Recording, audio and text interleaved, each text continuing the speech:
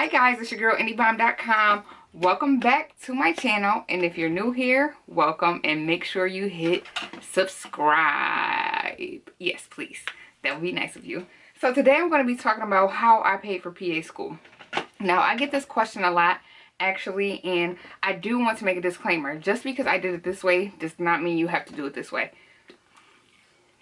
Yeah, I know I'm always thirsty. Yes, when I was in PA school, I was not aware of all of the resources available to me. So let me start off with what I did. So how I paid for PA school. So when I started PA school, I actually had a bachelor's degree in psychology already. So that meant that I did not qualify for New York Tap and Pell anymore. That's a grant program here in New York State that they give you to help complete your degree. And if you don't know what a grant is, it's basically like gift money that you never have to get back. It's not necessarily a scholarship, it's just gifted money to you to use towards your education. Oh my god, I'm so thirsty. So yes. So I ran out of that, and then my program was a little weird with how they did things. Though it was how can I put this? At DUville you get a bachelor's and a master's of science in physician assistant studies. Now when I was there, I don't know if they've changed this. I cross my fingers. I hope so, pray that they did change how they do this. So when you're in didactic year, aka like the classroom year, you are technically still considered undergrad, even though these are graduate level courses. Are you guys following me? I hope so, because this was the dumbest thing that I've ever like had to deal with or witness as far as like financial aid goes. So yeah, so you were considered undergraduate. Now, the majority of my class, except for like 3 or 4 students, already had bachelor's degrees. So that meant we did not qualify for any undergraduate funding, okay? This is a whole headache to even think about. Like, it kind of gets me upset every time I think about it. So, no undergraduate funding, yet the classes are considered undergraduate. But since the classes are considered undergraduate, you do not get graduate funding. So you're like in a limbo. Undergraduate funding, you cannot get. Graduate funding, you don't qualify for. So what do? Cry? Because I did that. So I did get some scholarships from DUville. Thankfully, they didn't cover my entire tuition because my tuition was about $25,000 a year, $12,500 a semester. Give or take a couple hundred. So yeah, so it was a little bit pricey, very pricey actually, and I was there for 3 years. Go figure. So yes, like I said, didactic year is undergraduate. Also, most of your clinical year is also considered undergraduate, even though these are master level classes. Yeah, y'all remember when I said this was like the dumbest thing that I've ever encountered or had to deal with? Yes.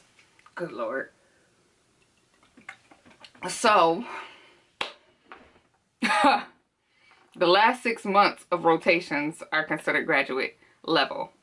Now, mind you, I was there for 3 years. Didactic year, well, I had to finish some prereqs that you only could take at DUville. Then you enter didactic year I entered August 2016, finished didactic year May 2017, started rotations June 2017. Or May 2017, I can't remember exactly, and I graduated December 2018. Now follow that timeline. We had about 12 rotations, and we also got breaks. Like we get a month break every semester. So yeah, do that math. So for 18 months, 12 out of those 18 months, we were still considered undergraduate, so we could not get graduate funding or undergrad. Did I say that already? My bad. Yeah, you couldn't get funding on either end. So what I had to do was I maxed out. No, I did not max out. I take that back.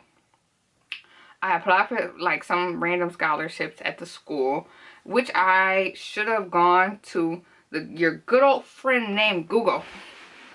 That'll help you. I should have gone on Google and applied for more scholarships so I didn't have to take out loans. Loans are going to be the death of me. But anyways, yes. So, I think that I got about maybe $4,000 or $5,000 like covered. So that left me with about, depending on the semester, it left me with a hefty price tag to finish paying.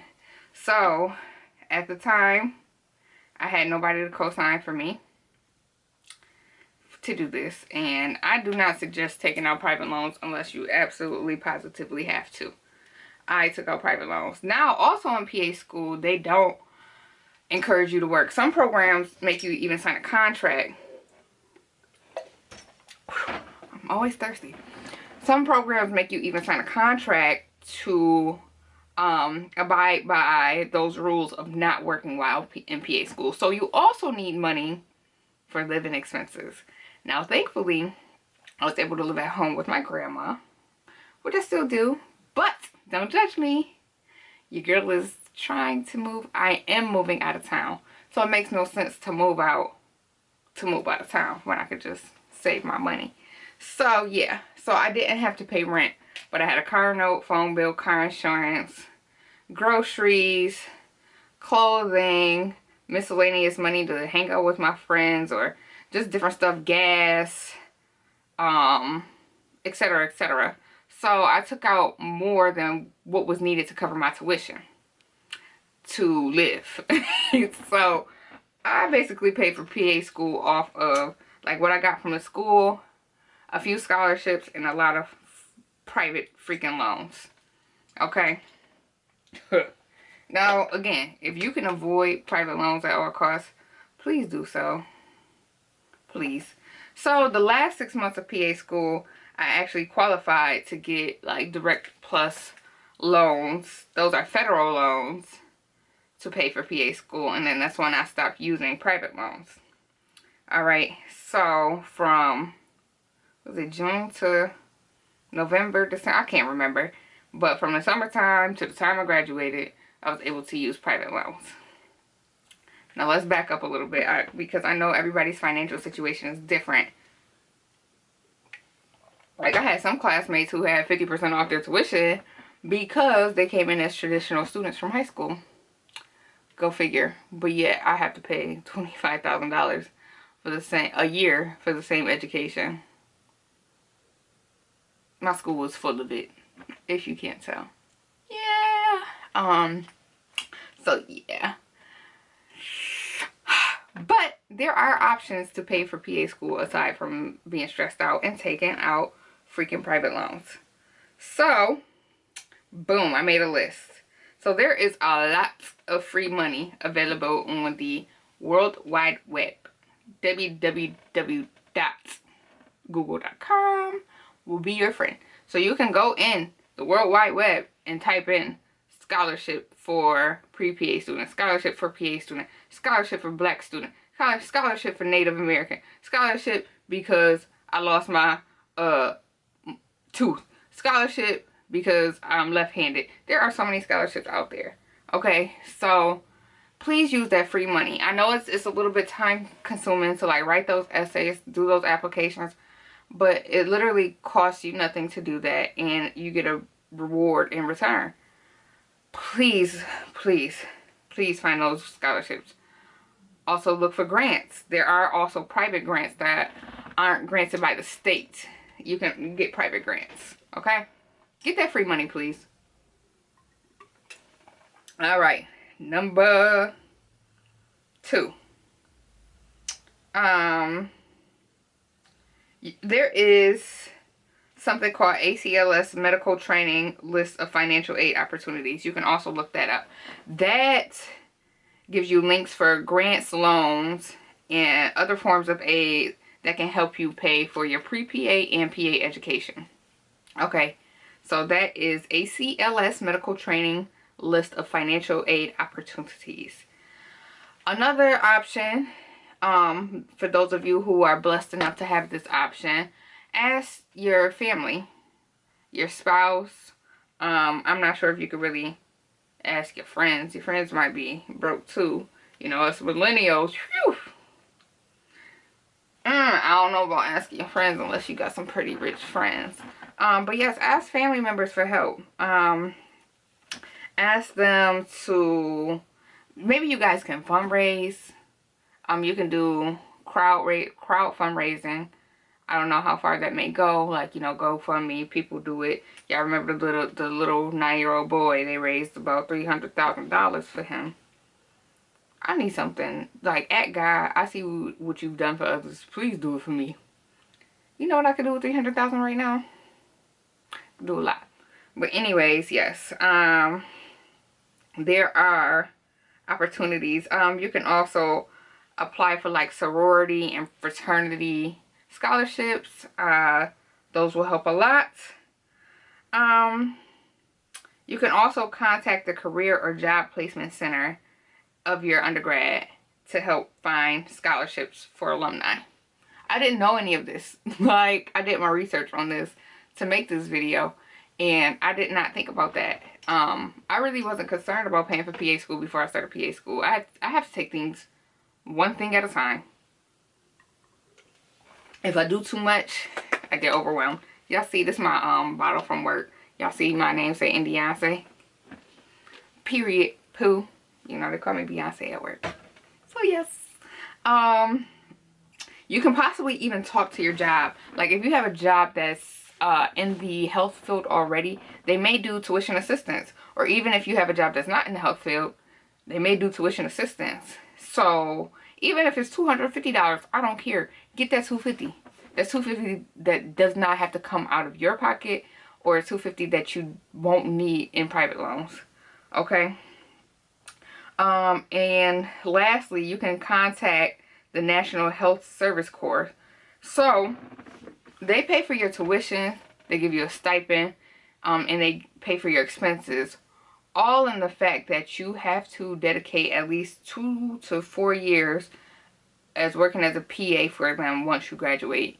I do know somebody who did that, and I need to actually check up with her and see how it's going. She's now working as a PAC for them, because if it ain't too shabby, I might look into it, because you can do it post-grad too, and they do forgive up to a certain amount of your loans.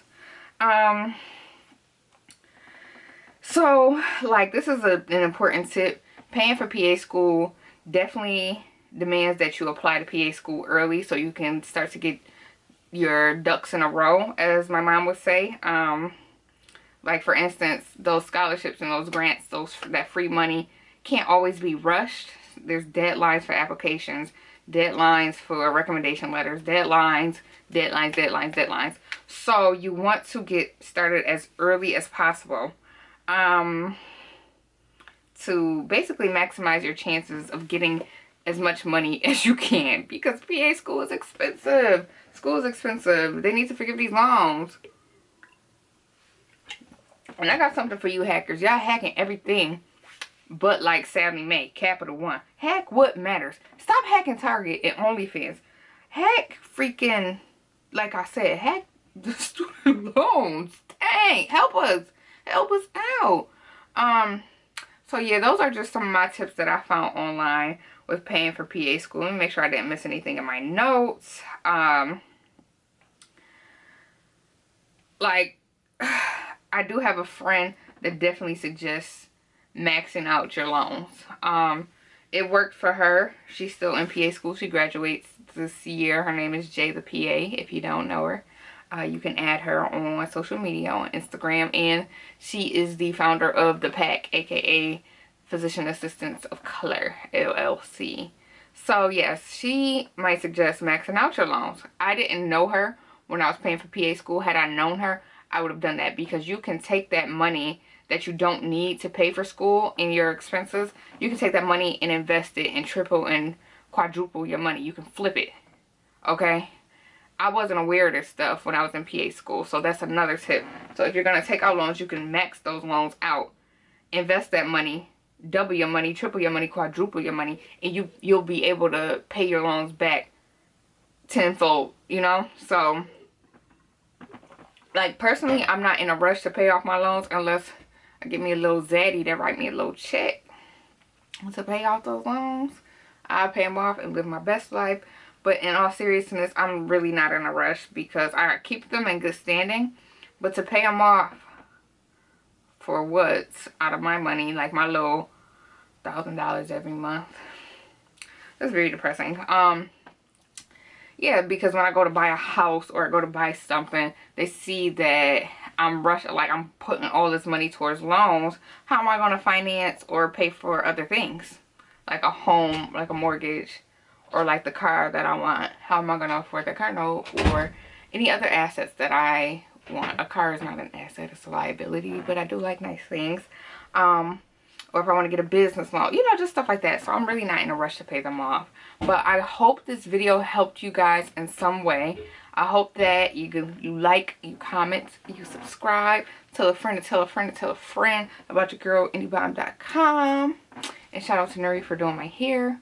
And yes, bye guys.